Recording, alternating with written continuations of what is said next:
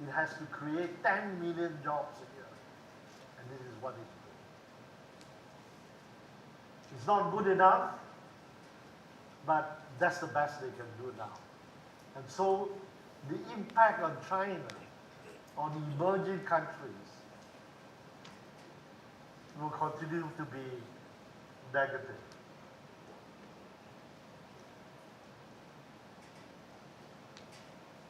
Impact on the emerging markets and BRICS. And you can see from the BRICS, they are all very dependent on China. On the one hand, you have Russia, Brazil, South Africa. The first two in recession, the third one is close to chaos.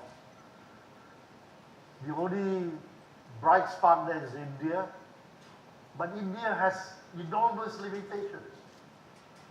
India as it is today, as I see it, I was just there not so long ago with my friend at the Reserve Bank. They can't grow simply because they have no infrastructure.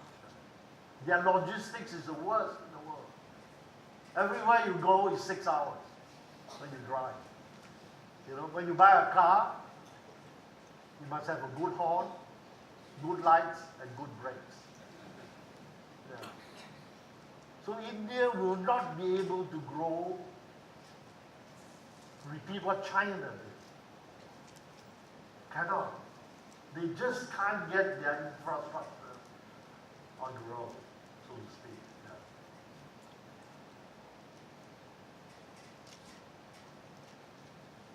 Market volatility will be the order of the day. Brexit, the real trouble with Brexit is,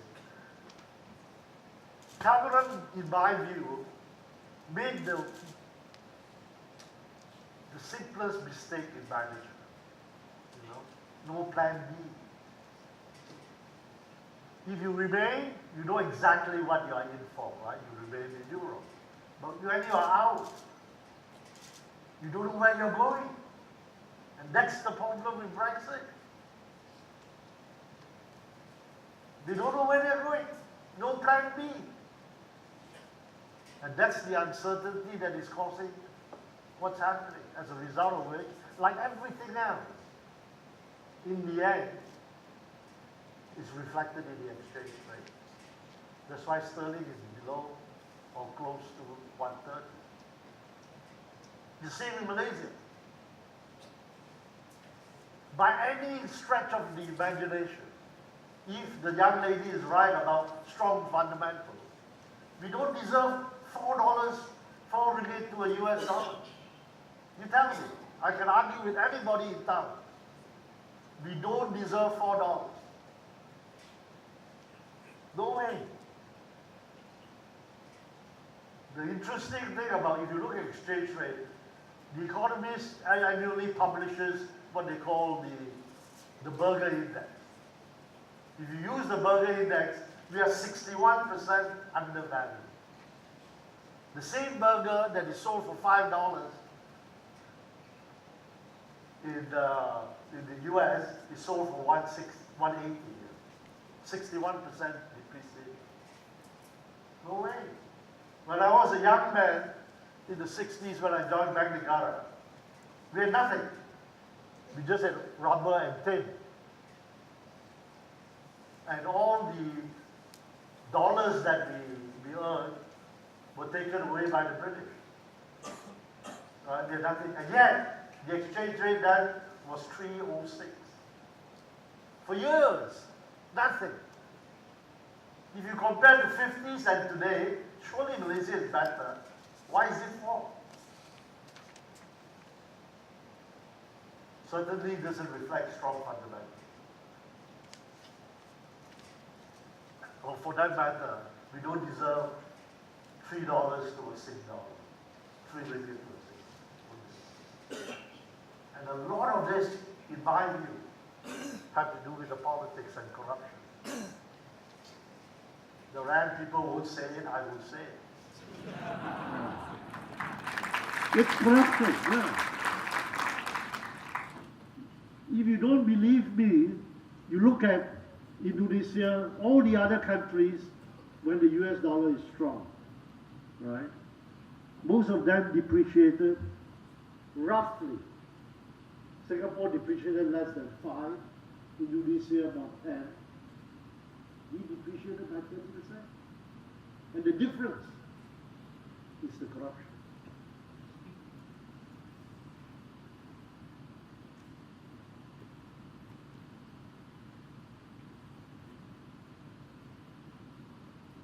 Everybody is depreciating, but in 3 years, we depreciated 1/3.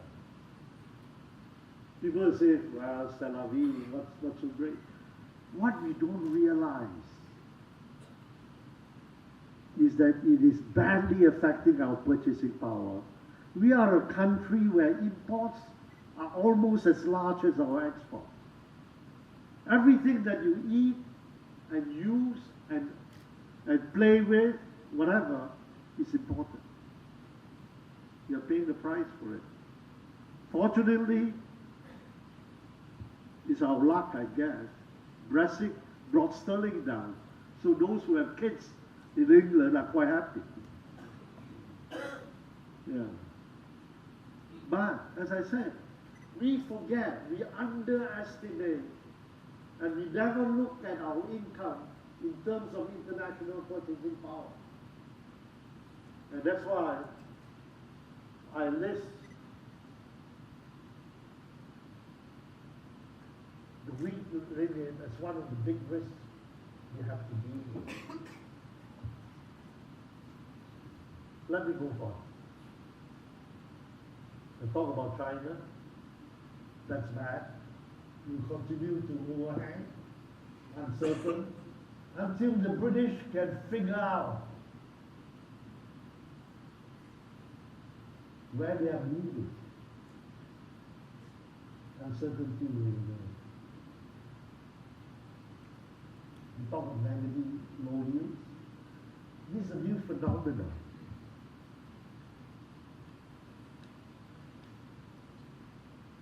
Most or many European countries are already in negative yields, especially the Scandinavians.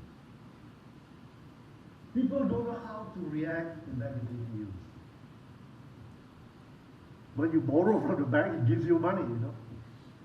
It pays you. And when you save in the bank, you pay the bank. And the latest survey out of Germany is, you would expect negative rates to make people not save. In fact, they save more. Same with the Chinese. Same with most people in Asia. Negative interest rates make them save more. If you ask people in town, you ask Parkson, for example, the sales of safes are at record high. Everybody buying safe and look. They are more sophisticated now. They don't put it under the mattress. People don't know what to do with cash today. Except you go to the stock exchange, but there's a limit. Stock exchanges are hard. You look at Dow, you look at the indices, you look at FTSE. Yeah. As I showed you in the graph just now, if you include financial wealth, that is 500 times income. But still, you don't know what to do. This is going to, a lot of people look at not negative rates of interest, but real rate adjusted for inflation. And because inflation is low, most of the time actually the real rate of interest is nothing. Practically nothing. Even in the United States, it's hard.